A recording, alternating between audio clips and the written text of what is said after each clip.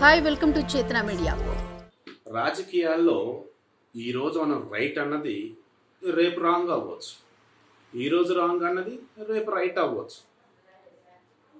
వింతగా ఉన్న ఇదే రాజకీయం అంటే అని చెప్పేసి ఎంతోమంది నాయకులు, పాలకులు, పార్టీలో ఉన్నటువంటి చిన్న చితక కార్యకర్తలు, లీడర్లు ఇదే ప్రూవ్ చేస్తూ ఉన్నారు. పార్టీలు మారే విషయంలో కావచ్చు, వాగ్దానాలు ఇచ్చే విషయంలో కావచ్చు, పనులు చేసే విషయంలో కావచ్చు, లేదంటే అధికారులను బెదిరించే విషయంలో కావచ్చు, లేదంటే అధికారుల చేత పనులు చేపించుకునే విషయంలో కావచ్చు. అబ్బో, ఇలా చెప్పుకుంటూ పోతే రాజకీయం అనగానే మన కళ్ళ ముందు బోల్డ్ని సాక్షాత్కరిస్తూ ఉంటాయి. ఇప్పుడు కొత్తగా ఏమి సాక్షాత్కరిస్తుంది అయ్యా అంటే ఈవీఎంలు, ఎలక్ట్రానిక్ ఓటింగ్ మిషన్స్. వీటి గురించి 2018 ఈ తెలంగాణ ముందస్తు ఎన్నికలప్పుడు కావచ్చు, మొన్న 2019 సార్వత్రిక ఎన్నికల టైంలో కావచ్చు, ఈ ఈవీఎంల చుట్టూనే ఆల్మోస్ట్ చాలా మంది నాయకుల యొక్క మాటల రాజకీయం మొత్తం నడిచింది. అప్పుడు ఈ ఈవీఎంల సృష్టికర్తలు ఎవరు అంటే మన హైదరాబాద్ ఉన్నటువంటి ఈసీఎల్ ఆర్గనైజేషన్ వాళ్ళు చెప్పినా, మరి కొంతమంది ఉద్దండులు చెప్పిన ఏం చెప్పారు, ఈవీఎంలు కరెక్ట్గా ఉన్నాయి, ఎక్కడ ఏ తప్పు జరగదు, లేదు, ట్యాంపర్ చేయలేరు అనేసి. కానీ 2018 తెలంగాణలో ముందస్తు ఎన్నికలప్పుడు కాంగ్రెస్ వాళ్ళు కానీ, టీడీపీ వాళ్ళు కానీ చాలామంది కొంచెంత అనుమానం వ్యక్తం చేశారు ఈవీఎంల గురించి. 2019 ఎన్నికలకు వచ్చేటప్పటికి వాళ్ళ ససేమేరా అన్నారు, బ్యాలెట్లోనే పెట్టాలన్నారు. ఎందుకంటే 2018 ఎన్నికల్లో టీఆర్ఎస్కి వచ్చినటువంటి రిజల్ట్స్ కావచ్చు, కాంగ్రెస్కి బీజేపీకి వచ్చిన రిజల్ట్స్ వైస్ కావచ్చు, చూసుకుంటూ ఉన్నప్పుడు ఈవీఎంల మీద మాకు బోల్డ్ అని డౌట్స్ ఉన్నాయి, కాబట్టి బ్యాలెట్లోనే పెట్టాలి 2019 ఎన్నికలు అని చెప్తే ససేమేర్ అని చెప్పేసి కేంద్ర ప్రభుత్వం యథావిధిగానే ఈవీఎంలోనే నిర్వహించేసి. మరలా గుర్తుంచుకోండి, 2018 ఎన్నికలప్పుడు ఇదే టీఆర్ఎస్ వాళ్ళు ఈవీఎంల మీదే ఎన్నికలు జరపాలి అన్నారు. 2019లో కూడా అదే జరిగింది. అయితే ఇప్పుడు హైదరాబాద్లో త్వరలో జిహెచ్ఎంసీ ఎన్నికలు జరగబోతా ఉన్నాయి. వీటికి సంబంధించి ఇదే టీఆర్ఎస్ వాళ్ళు ఎన్నికల కమిషన్ కలిసి ఏమంటారు, పాత పద్ధతి, దట్ మీన్స్ బ్యాలెట్ పద్ధతిలో ఎన్నికలు జరపాలని వీళ్ళు అంటారు. ఇదే ఎన్నికల కమిషన్ బీజేపీలో కలిసి వీళ్ళు ఏమంటారు, ఈవీఎంల తరహాలోనే ఎన్నికలు జరపాలని వీళ్ళు అంటారు. దానితో మరలా ఈవీఎంల తేనె తుట్టే టీఆర్ఎస్ వాళ్ళే కదిలించారు. వాళ్ళు కదిలించడం వెనుక ఉన్నది భయమా, బాధ్యత అని క్వశ్చన్ చేస్తా ఉంది ఈరోజు సభ్య సమాజం. భయం అంటే ఏంటి, ఒకవేళ ఈవీఎంలు నిజంగానే ట్యాంపర్ చేసే అవకాశం ఉందా, అందుకే ఈరోజు వీళ్ళు ఈవీఎంలు వద్దని అంటున్నారా? ఒకవేళ దీనికి టీఆర్ఎస్లు ఓకే అని చెప్పినట్టయితే మరి 2018 ఎన్నికలు, 2019 ఎన్నికల్లో టీఆర్ఎస్ వాళ్ళు గెలిచినటువంటి సీట్లు ఎలా గెలిచారు అనేది అది పెద్ద క్వశ్చన్ మార్క్. సో భయం కాదు, బాధ్యత అంటే ఏంటి, ఈవీఎంలు ట్యాంపర్ చేసే అవకాశం ఉన్నాయా, లేదు ఈవీఎంలు వచ్చేసిన లోపాలు ఉన్నాయా, అందుకని ప్రజాస్వామ్యంలో ఇటువంటి వేలో ఎన్నికలు జరగకూడదు, కాబట్టి ఖచ్చితంగా బ్యాలెట్ పద్ధతి కనుక అయినట్టయితే అందరూ స్వచ్ఛందంగా లేదంటే పారదర్శకంగా ఎన్నికలు జరపచ్చు, కాబట్టి ఆ వేళ మేము బ్యాలెట్ కోరుతున్నాము బాధ్యతగానే కనుక వీళ్ళు చెప్పినట్టయితే అప్పుడు కూడా ఈవీఎం తప్పులు పెట్టినట్టే కదా. 2018 ఎన్నికల్లో వీరు గెలిచింది, 2019 ఎన్నికల్లో వీరు గెలిచింది, మొత్తం మరి ఏంటన్నట్టు. ఇక్కడ బీజేపీల వర్షన్కి ఇక్కడ మనం రావాలి, కాంగ్రెస్ల వర్షన్కి రావాలి, టీడీపీల వర్షన్కి రావాలి. వీళ్ళందరూ వర్షన్స్కి రావాలంటే ముందు 2018 అసెంబ్లీ ఎన్నికల్లో ఫలితాలు అనేది చూడాలి. మొత్తం ఎన్ని స్థానాలు, 119 అసెంబ్లీ స్థానాలు.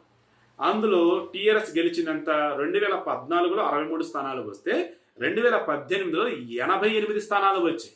అది కూడా వాళ్ళు సిట్టింగ్ ప్లేసెస్ కరెక్ట్గా లేవు, వాళ్ళు మార్చడానికి ఎంతో మంది చెప్పినా సరే కేసీఆర్ ఛాన్సే లేదని చెప్పేసి ఎవరైతే సిట్టింగ్ ఎమ్మెల్యేలు ఉన్నారో వాళ్ళకి సీట్లు ఇచ్చేశారు. సో 88 స్థానాలు వాళ్ళు గెలిచారు. ఎంఐఎం 7, టీడీపీ 2 స్థానాలు, కాంగ్రెస్ 19 స్థానాలు, అదేవిధంగా బీజేపీలు 1 స్థానమే గెలిచారు. ఇక ఇండిపెండెంట్ ఒకళ్ళు, తర్వాత ఆల్ ఇండియా ఫార్వర్డ్ బ్లాక్ వాళ్ళు ఒకళ్ళు ఇలా గెలిచినారు. ఆఫ్ కోర్స్ వాళ్ళ తర్వాత మరలా టీఆర్ఎస్ తీర్థమే తీసుకున్నారు.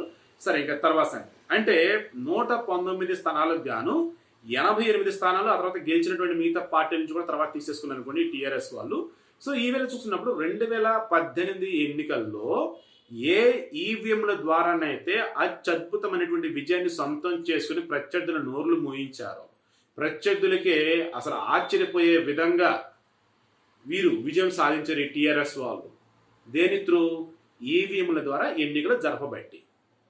మరి 2019 ఎన్నికలకు వచ్చేటప్పటికి ఏమైంది ఏంటయ్యా అన్నప్పుడు 2019 ఎన్నికల్లో టీఆర్ఎస్ వాళ్ళు అక్కడ ఇన్ని వేలు వస్తాయి, అన్ని లక్షలు వస్తాయి, మెజారిటీ ఓట్లు అని చెప్పేసి కౌంట్ చేసుకుంటా ఉన్నారు ముందు నుంచి వాళ్ళ వేలో. కానీ అక్కడ ఏకంగా టీఆర్ఎస్ వాళ్ళు ఓడిపోయారు. ఈ వేలో నిజామాబాద్లో బీజేపీ వాళ్ళు గెలిచారు. కేసీఆర్ గారి కూతురు కవిత ఓడిపోయారు ఆమె. తర్వాత కరీంనగర్ వినోద్ ఆయన ఓడిపోయి బండి సంజయ్ గెలిచారు. అక్కడ ఆయన కూడా గెలుపుస్తానం అనుకున్నారు అంతా కూడా, కానీ ఓడిపోయి బండి సంజయ్ బీజేపీ గెలిచారు. ఇప్పుడు ఆయన రాష్ట్ర అధ్యక్షుడు కూడా ఉన్నారు బండి సంజయ్. తర్వాత సికింద్రాబాద్, ఇది చాలా మంది బీజేపీ అని అనుకున్నారు, ఓకే ఆ వేళ గెలిచినారు. ఇక ఆదిలాబాద్, అక్కడ సైతం కూడా బీజేపీ వాళ్ళు గెలిచారు. దీంతో 4 స్థానాలు బీజేపీ వాళ్ళు, తర్వాత 3 స్థానాల్లోనేమో కాంగ్రెస్ వాళ్ళు గెలిచేటప్పటికి ఇక టీఆర్ఎస్ వాళ్ళు అనుకున్నది ఒకటి, జరిగింది ఒకటి.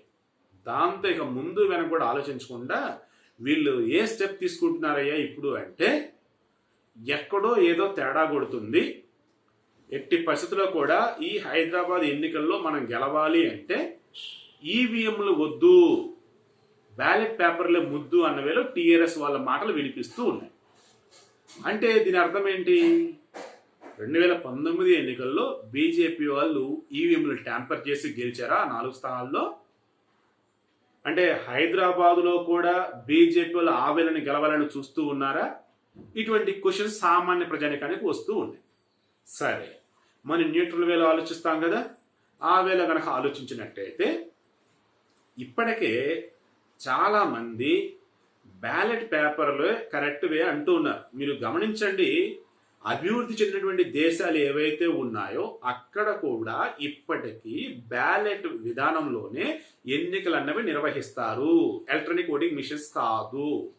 ఈ వేలో మరొక్క మారు ఎన్నికల కమిషన్ వాళ్ళు ఆలోచించి ఆ రకంగా అడుగు వేస్తారా అని అనుకుంటే అది ఆబ్వియస్లీ కాదని మనం చెప్పవచ్చు. ఈవీఎంలే కరెక్ట్ కరెక్ట్ కరెక్ట్ అని అంటున్నటువంటి ఈ మూమెంట్లో మరలా బ్యాలెట్ పేపర్కి వెళ్తే ఈవెన్ దేశమంతా కూడా రాంగ్ ఇండికేషన్ ఇచ్చినట్టుగా అవుతుంది. సో టీఆర్ఎస్ వాళ్ళు ఏదైతే ఈవీఎంలో వద్దు బ్యాలెట్ పేపర్ ముద్దని అన్నారో అది ఒక రకంగా తేనెతుట్టునే కదిపినట్టు. ఒకవేళ బ్యాలెట్ పేపర్కి టీఆర్ఎస్ వాళ్ళు ఇప్పటికీ మొగ్గు చూపుతూ ఉన్నట్టయితే, అదే స్టాండ్లో కనుక ఉన్నట్టయితే 2018 ఎన్నికల సంగతి ఏంటి? మరి వాటిని రద్దు చేసి మీరు మరలా అసెంబ్లీ ఎన్నికలకు రండి అని చెప్పి ప్రతిపక్షాలు సవాలు విసిరితే అధికార పార్టీ టీఆర్ఎస్ వాళ్ళు ఏ సమాధానం చెప్తారు? ఒకటి. తర్వాత 2018 ఎన్నికలు దేశవ్యాప్తంగా ఈవీఎంల దాని తాలూకు ఎన్నో అనుమానాలు రేకెత్తించినా సరే ఆ తర్వాత కొన్ని ఎన్నికల పరంగా చూసుకుంటూ ఉన్నప్పుడు బీజేపీలు చాలా దారుణంగా ఓడిపోయారు. మరి అక్కడ ఓడిపోయి దేశవ్యాప్తంగా సార్వత్రిక ఎన్నికలు బీజేపీ బ్రహ్మాండం గెలిచారంటే ఇక్కడ ఏమనుకోవాలి ఈవీఎంలని మరికొన్ని డౌట్స్ వేసేవాళ్ళు ఇంకొంతమంది. సో ఇలా చూసుకుంటూ ఉన్నప్పుడు బీజేపీకి ఏమో ఈవీఎంలు అనగానే వాళ్ళకి పాజిటివ్ వేలోనే కనిపిస్తూ ఉంది దేశవ్యాప్తంగా జరిగినటువంటివి. ఎందుకంటే ఈవీఎంల త్రూ నిర్వహించినటువంటి కొన్ని ఎన్నికల్లో బీజేపీలు ఘోరంగా ఓడిపోయినవి ఉన్నాయి, అదే బ్రహ్మాండం గెలిచినవి ఉన్నాయి. సో వాళ్ళు ఏమంటారు? ఈవీఎంలు కరెక్ట్గానే ఉన్నాయి, వచ్చిన తీర్పును మేము గౌరవిస్తామని వాళ్ళు చెప్పారు తప్ప ఎక్కడ కూడా బ్యాలెట్ ఈవీఎం రెండింటి కంపేర్ చేసి హడావడాలు చేయలే. కానీ మిగతా ప్రాంతీయ పార్టీలు చాలా వరకు కూడా ఈవీఎంలు వద్దు బ్యాలెట్ ద్వారా పెట్టాలని అంటూ ఉన్నారు. ఇటువంటి మూమెంట్లో టీఆర్ఎస్ వాళ్ళు కనుక అదే స్టాండ్ కనుక తీసుకున్నట్టయితే గతంలో కాంగ్రెస్ టీడీపీ వాళ్ళు ఈవీఎంలు వద్దు బ్యాలెట్ పేపర్ ముద్దని ఏదైతే వాళ్ళు చెప్పుకున్నారో దానికే మరలా ఇప్పుడు టీఆర్ఎస్ సపోర్ట్ చేసినట్టు అవుతుంది. 2018 ఎన్నికల్లో వాళ్ళు ఎక్కడో ఏదో అదృష్టం కలిసి వచ్చి గెలిచినట్టుగా అవుతుంది. ఇప్పుడు వీళ్ళు ఎక్కువ కనుక ప్రజలు కనుక పెట్టినట్టయితే ఖచ్చితంగా టీఆర్ఎస్ వాళ్ళు ఆ ఎన్నికల్లోని మేము ఒప్పుకోవడం చెప్పి మరలా ఎన్నికలకు వెళ్లాల్సి ఉంటుంది. ఇలా బోల్డ్ నిండింది. సింపుల్ చెప్పాల్సి వస్తే హైదరాబాద్లో గెలవటం గురించి ఆలోచిస్తూ చేజేతులారా అధికార పడిన టీఆర్ఎస్ వాళ్ళు ఈవీఎంలో తేనెతుట్టే కదిపిరని నాకైతే అనిపిస్తూ ఉంది. అండ్ ఐఎమ్ షూర్ ఖచ్చితంగా ఈవీఎంల ద్వారానే ఎన్నికలు నిర్వహిస్తారని నాకైతే అనిపిస్తుంది. ఒకవేళ జిహెచ్ఎంసీ ఎన్నికలు అన్నవి స్థానిక సంస్థల పరిధిలోకి వస్తాయి కాబట్టి, రాష్ట్ర ఎన్నికల పరిధిలో ఉంటుంది కాబట్టి, అది ఒకవేళ అక్కడ కేసీఆర్ గారు కనుక ముఖ్యమంత్రిగా ఉండి ఎన్నికల కమిషనర్కి సజెస్ట్ చేయటమో రిక్వెస్ట్ చేయటమో ఈవేళ కనుక పెట్టి బ్యాలెట్ పేపర్ విధానాలు కనుక వెళ్ళినట్టయితే ఖచ్చితంగా టీఆర్ఎస్కి కొన్ని వేరే వేరే ఇబ్బందులు వస్తే నాకైతే అనిపిస్తూ ఉంది. మరి ఆ వేలో వెళ్తారో, రాష్ట్ర ఎన్నికల సంఘమైనా లేదంటే కేంద్ర ఎన్నికల సంఘం చెప్పినట్టుగా కొన్నిసార్లు పనిచేయాలి కాబట్టి ఆ వేళలో మేము ఉంటాం కాబట్టి ఈవీఎంల ద్వారానే ముందుకు వెళ్తామని అంటారు. ఏది ఏమైనా మరి కొద్ది రోజుల్లో తేలనుంది. బట్ ఐఎమ్ షూర్ టీఆర్ఎస్ వాళ్ళు కనుక బ్యాలెట్ పేపరే అని కనుక అంటూ ఉన్నట్టు ఇప్పుడు కూడా వాళ్ళు తేనె తుట్టిన కదిపినట్టేది, దానివల్ల నష్టం కూడా ఇదే టీఆర్ఎస్కి ఉంటుందని నాకైతే అనిపిస్తూ ఉంది.